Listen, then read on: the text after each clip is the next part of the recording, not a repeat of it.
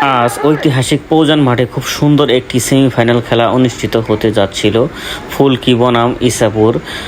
ফুলকি কিন্তু দুইটা গোল দিয়ে ফেলে ইসাপুরকে। ইসাপুর যখন একটি গোল করে, সেই গোলটা অফসাইড ধরার কারণে ইসাপুর অতিরিক্তভাবে আম্পায়ারকে, যে রেফারি ছিল, রেফারিকে বিষমভাবে ম্যাট দূর করে।